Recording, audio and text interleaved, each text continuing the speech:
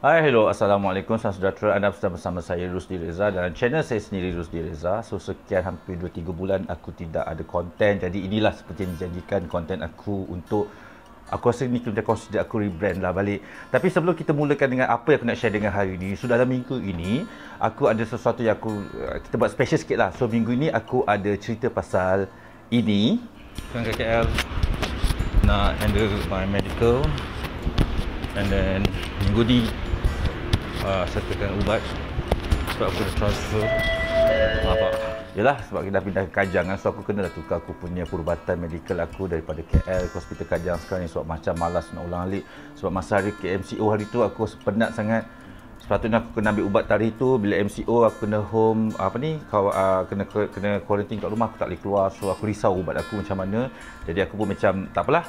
Kali ni aku dah transfer aku punya all the medical punya cerita aku dekat hospital Kajang. Dan aku ada cerita berkenaan dengan ini kepada ahli keluarga saya yang semalam baru meninggal dunia. Dia abang saudara saya di peringkat Mak Angah, nama dia adalah Hamdan. Jadi mungkin ada korang yang tak tahu, mungkin ada yang tak tahulah dekat sini. Dalam minggu lepas aku telah menerima beberapa berita yang orang kata yang agak personal untuk aku sebab ada beberapa ahli keluarga aku jauh dan dekat yang telah meninggal dunia disebabkan COVID-19. Jadi aku ada buat baca yasin secara online, bukan untuk apa tapi untuk ahli keluarga dan juga untuk anda jugalah pada waktu itu. Dan aku juga ada cerita berkenaan dengan ini. So overall aku stop sekejap. Bukanlah stop, aku selepasnya aku balik ikut. Sebab aku dah jalan jauh, aku dah jogging jauh. So aku macam berehat kat park ni sekejap. Park ni kat rumah aku dia, depan ni. So cantik kan. So itu mungkin impian satu hari nanti rumah tu. InsyaAllah aku akan bercita-cita lah nak ada stay satu rumah kat stay unit. Bila aku dah brand, dah sampai tahap rebrand video baru, aku kena lah orang kata macam, kau faham tak, dulu aku pernah lah join dunia-dunia hosting ni. So maksud tu elok kan, bila kau elok, kau tak kisah tau. Tapi bila sekarang dah macam ni, bila kau nak keluar balik dalam channel YouTube kau sendiri, kau nak best as you can. Aku hari pilih baju pun macam fikir aku tak pakai baju apa untuk korang, sebab aku tahu korang mesti nak tengok orang yang handsome, orang yang fit kan. Aku taklah handsome, tapi bila dalam konteks ni aku nak jadi the best as I can. As best as I can lah, as a figure yang korang rely. Yalah, mana ada kisah orang kata, yalah, korang macam mesti agak impress kalau ada kisah-kisah penagih dadah yang orang kata yang berjaya. Aku tak kata berjaya lagi, tapi maksudnya yang sedang kepulihan tiba-tiba berada di fasa yang elok dia ni macam tak penagih. So aku adalah put some effort untuk korang juga. Okay, so untuk minggu ini korang nak tahu cerita apa, aku ada satu case yang ini adalah case yang antara yang paling berat aku nak handle sepanjang aku membuat YouTube. Sebab tu sampai aku terduduk, aku berhenti sekejap 2-3 bulan. Dan aku semalam pun macam berdebar-debar nak syuting ni. Jadi nak tahu cerita dia apa, jom like, share and subscribe.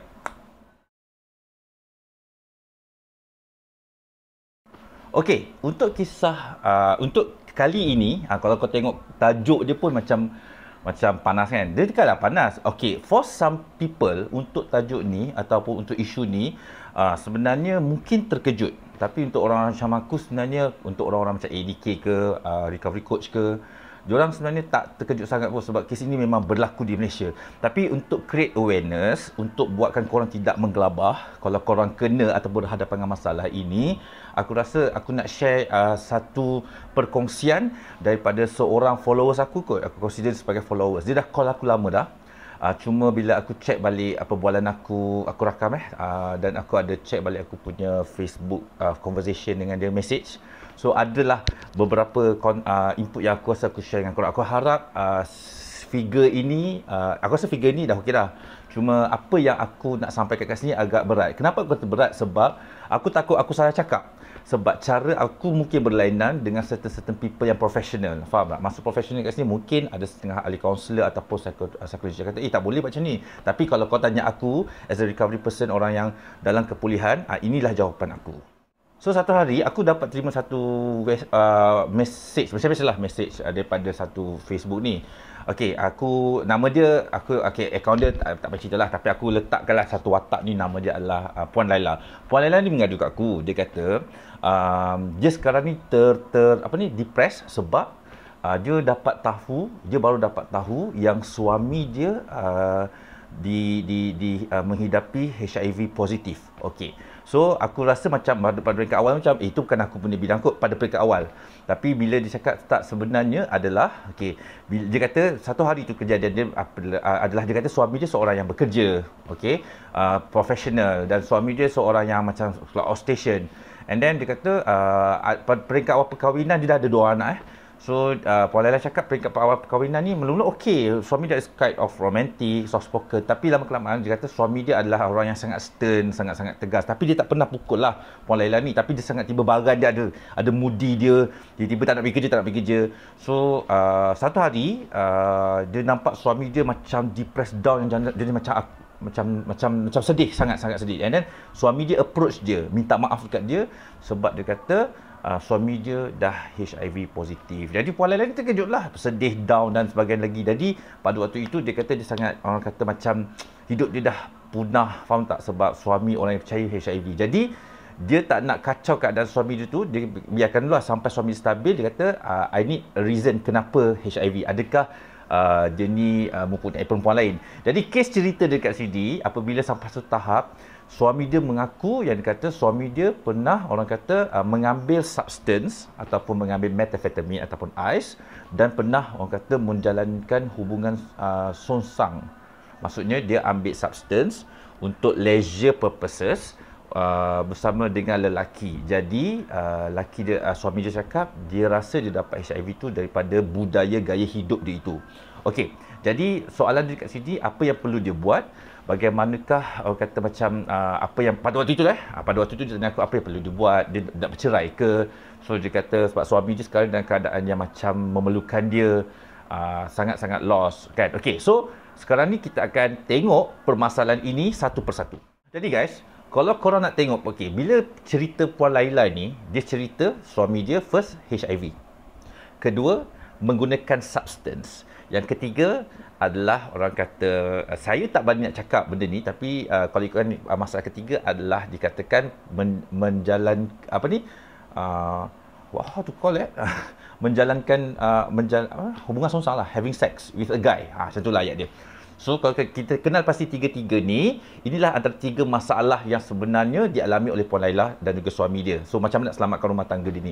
Tapi kalau korang nak tahu sebenarnya, jangan terkejut, sebenarnya benda ni memang berlaku. Ada beberapa rangkaian rakan-rakan aku yang tergolong dalam komuniti LGBT ni, diorang pernah mengakui bahawa sebenarnya ada setengah diorang yang mengambil ais, okey, dalam budaya chamfan, kita panggil chamfan ataupun CF, untuk bersama dengan lelaki lain. Dan sekarang ini budaya itu lebih macam agak kronik kerana mereka sebenarnya dah ada satu komuniti orang kata fun, leisure tu bersama dengan suami-suami orang. So maksudnya korang kena be aware dengan suami-suami korang, dengan ayah-ayah korang, abang-abang korang, adik-adik korang. Kadang-kadang kita tak tahu kan, mereka ini sebenarnya walaupun nampak okey mencintai keluarga, tapi sebenarnya mereka ni terlibat dengan penggunaan substance dengan lelaki lain. Kenapa masalahnya berlaku? Jadi rata-ratanya bila ada juga banyak klien-klien aku pernah cakap, pada peringkat awal orang macam normal-normal ni, diorang ni ambil substance untuk kerja. Tapi lama kelamaan apabila mereka dah sampai reach yang dah immune, kau tahu tak, dah tepu, diorang akan mencari sesuatu kelainan. Jadi bila diorang salah berkawan ataupun bila budaya mereka, gaya hidup mereka berubah, jadi mereka akan gunakan kepuasan seksual dengan cara itu. Mungkin dengan isteri mungkin akan kantoi, tapi dia akan cari benda yang lain. Mungkin main dengan perempuan lain okey, tapi dah boring, dia akan cuba dengan benda baru. Kena faham, bila korang di bawah pengaruh substance, benda-benda macam ni, korang akan ada satu peringkat atau satu perasaan dare untuk membuat satu perkara yang wild. Ayat dia. Jadi inilah yang diperakui oleh rakan-rakan daripada lingkungan komuniti kawan-kawan aku lah. Jadi apa yang aku nak sampai kat sini, korang jangan terkejut. Benda ini memang berlaku. Okey, so far aku rasa aku punya kata ini betul, okey? Sebab aku rujuk dia orang. Okey. So perkara pertama, kalau benda ini berlaku dekat korang, apa yang korang nak buat? Okey, kalau mungkin nak share some cerita, komen, bolehlah drop some komen kat bawah ataupun boleh PM aku nanti. Tapi ini adalah daripada aku punya cara untuk suggest ataupun consult untuk macam mana korang berhadapan dengan situasi ini. Jadi kalau korang tengok 3 masalah ni, masalah pertama adalah korang kena kenal pasti antara HIV, antara penagihan dan juga masalah homoseksual yang tiga ni, korang kena kesan mana satu, kenal pasti mana satu masalah yang sangat-sangat berat yang perlu ditangani terlebih dahulu. Jadi untuk pandangan aku, okey, aku tak quote daripada mana-mana, ini adalah aku. Kalau salah, aku mengambil tanggungjawab itulah. Okey, kalau ada yang nak memberi komen, cikgu salah ni, Cik Rusdi salah ni, patutnya kita kena cakap. Itu aku akan terima dengan hati terbuka. Tapi untuk akulah sebagai orang yang melihat masalah ini dan ada terlibat dengan masalah penagihan ini sedikit dan ada berkawan dengan mereka-mereka ini, pada pandangan aku, perkara pertama yang Puan Laila kena lakukan adalah, pertamanya adalah untuk dapatkan rawatan HIV dahulu. Selesaikan isu itu dulu. Sebab saya faham bila dia didiagnose oleh didiagnose dengan HIV, hospital, doktor akan suggest dia untuk mendapatkan rawatan HART ataupun rawatan program HART. Apa itu program HART? Program HART itu adalah satu program yang mana khusus untuk mereka-mereka yang ada HIV untuk mempunyai komitmen terhadap pengambilan ubat untuk mengawal orang kata virus HIV dalam badan. Okey, ni kena fahamkan juga korang kat luar ni. Bila orang tu kena HIV, it's not the end of the world. Ramai orang cakap bila aku kena HIV aku akan mati. Bila HIV aku tak boleh kahwin. Bila HIV korang dah limitkan something dalam diri korang. Sebenarnya salah. Okey, bagi akulah personally, antara HIV and AIDS, aku consider AIDS tu lebih berbahaya daripada HIV. Sebab HIV ni masih ada treatment, rawatan yang diberikan secara percuma oleh kerajaan Malaysia dekat korang. So kalau korang ikut orang kata berkomitmen dengan rawatan itu, insya-Allah korang akan hidup seperti biasa. Kalau korang sebut pasal mati, orang HIV dengan orang normal kan, tiba-tiba kau cakap orang HIV ni mati. Orang normal yang besok mati sebab COVID pun akan berlaku. Jadi korang tak payah fikirlah pasal orang kata HIV ni mudah mati. Cuma orang kata orang HIV ni dia lebih, bila kau dah ada virus HIV, bezanya adalah satu dia ada satu virus dalam badan. Itu simple as that. Contoh je. Jadi ubat ini perlu diambil, program rawatan ini perlu diambil oleh suami Puan Laila. Okey? So bila dah dapat rawatan, teruskan dengan komitmen. Cuma ini ada satu stigma lah dalam kalangan mereka-mereka. Ini kawan-kawan aku lah yang cakap, bila mereka terlibat dengan pengambilan atau komitmen program HART atau program ubat HIV tu, masalah utama sini adalah komitmen atau istiqamah untuk mengambil ubat tu. Sebab ubat-ubat ini perlu diambil sehinggalah Abang Jamil mampus.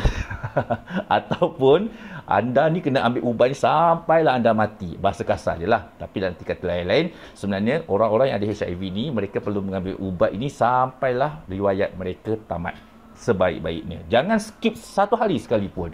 Itulah. Jadi dalam kes ini, sebagai seorang isteri, jika anda Puan Laila sayangi suami lagi, mungkin suami perlukan bantuan mungkin orang kata tergelincir daripada jalan hidup dia, kita kena guide dia. Okey, itu yang pertama, selesaikan masalah HIV terlebih dahulu.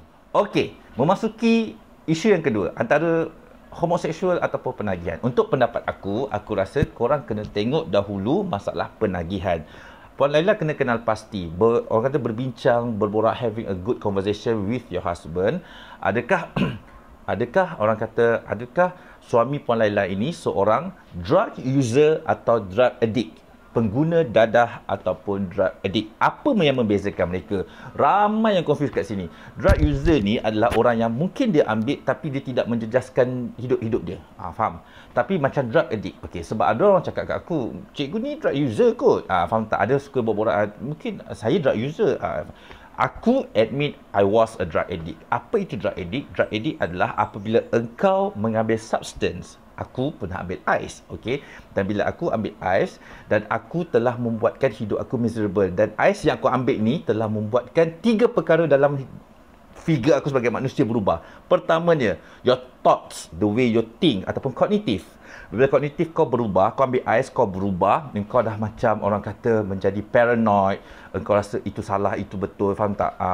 Apa benda, kadang-kadang kau rasa macam ada satu perasaan yang macam orang ni macam sindi aku ni. Kau tengok, kau dengar Ismail Sabri bercakap dekat TV pun kau rasa dia menyindir kau. Itu thoughts kau lah. Kau punya pemikiran. Kalau dia dah kacau pemikiran engkau dan kau rasa itu adalah drug user lah.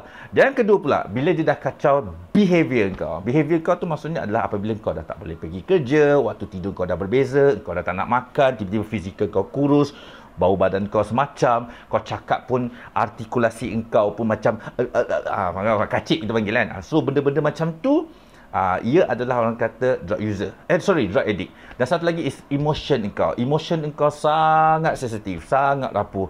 Orang tu tak nak cakap dengan kau sebab dia ada kerja. Tapi kau dah terasa, orang tu rasa macam, dia tahu kot aku bila dah mampus aku. So kau dah ada emotion thought, emotion feelings yang tak best. So kau kena deal dengan tiga-tiga benda tu. So tiga-tiga benda ini, kalau kau ambil substance sampai kau trust menjejaskan tiga perkara ini, engkau adalah drug addict. Tapi kalau ada setengah orang juga kata, saya ambil cikgu tapi tak ada apa-apa, okey je semua. Kau drug user lah gila.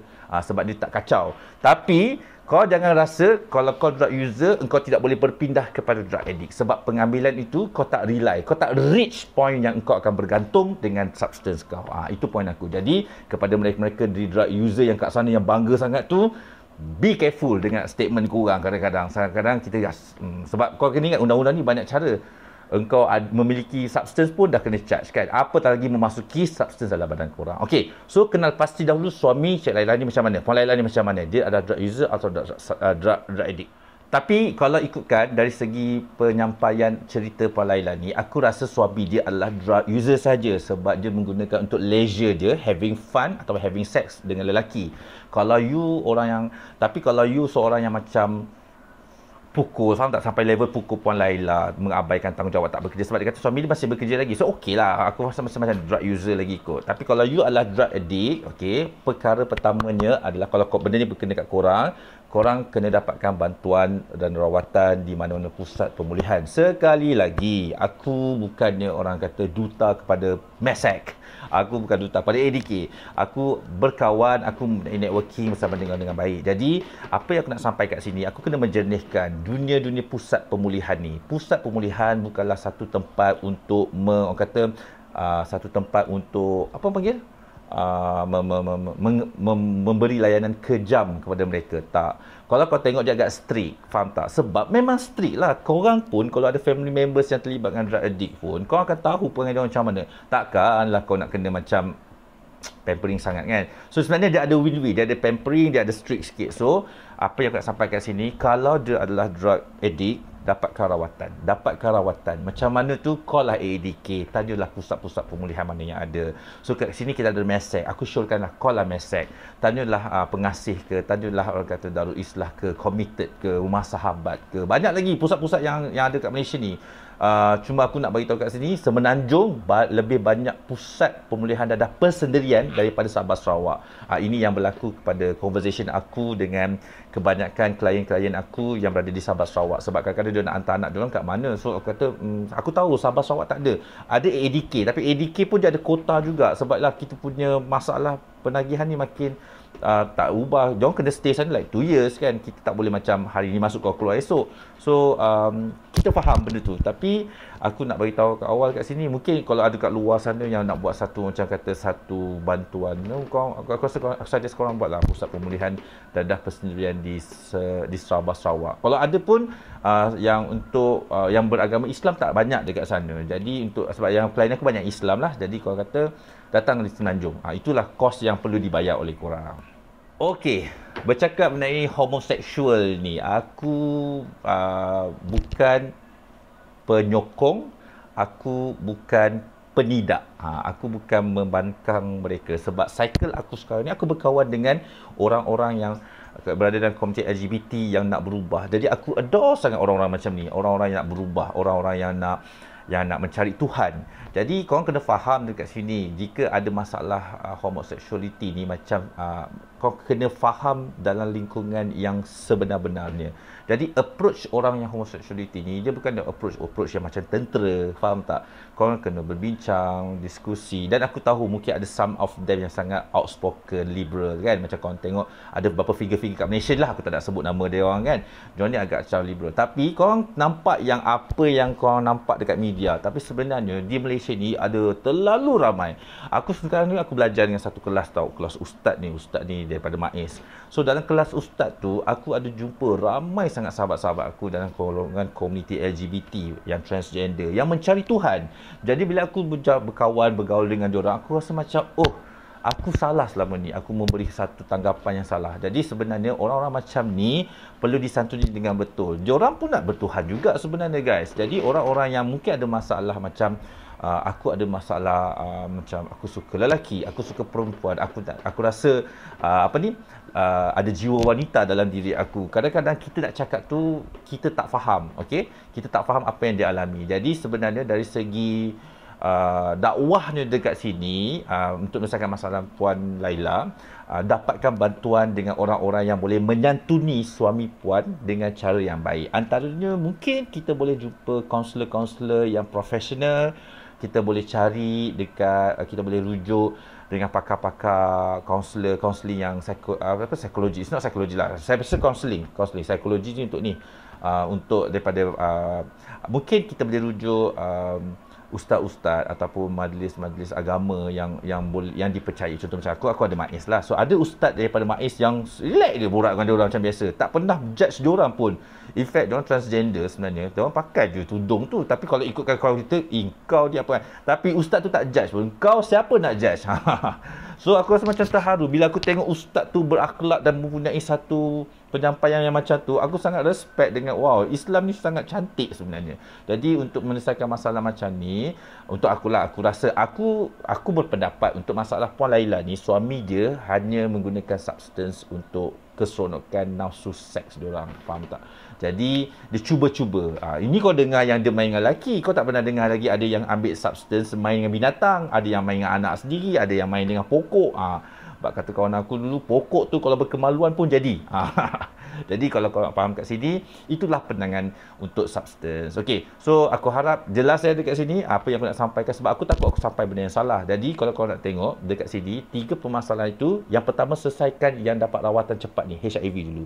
Yang kedua adalah korang kena dapatkan segera mungkin, kalau kena pasti adakah dia drug user atau drug addict. Kalau kau dah tengok yang 3 perkara, cognitive, emotion and behaviour lain macam, teruslah cari pusat. Yang ketiga, dapatkan bantuan bimbingan spiritual untuk bukanlah membetulkan, menyantuni mereka.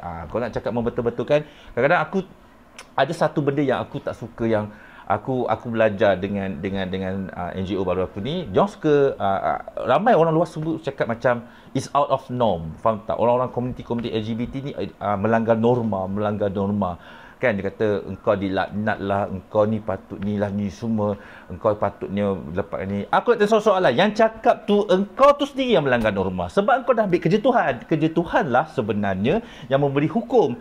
Engkau sebagai manusia, kita ni hamba, semua sama je buat kesilapan. Kita kena membimbing orang antara satu sama lain.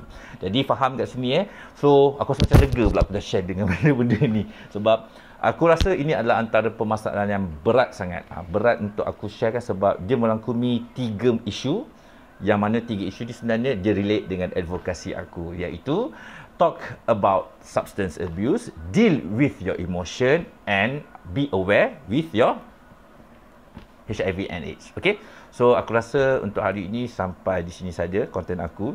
Jadi kalau minta maaf, sorry kalau ada apa-apa yang perlu korang nak tanya kat aku ke, sebab ada orang tanya, cikgu, dekat Facebook cikgu ada tak perkongsian ni? Aku cakap honestly lah, Facebook aku, Instagram aku tak berapa nak gemar sangat share benda ni, sebab dekat Facebook aku, Instagram aku ada family members, ada juga rangkaian kawan-kawan aku yang tak tahu keadaan aku.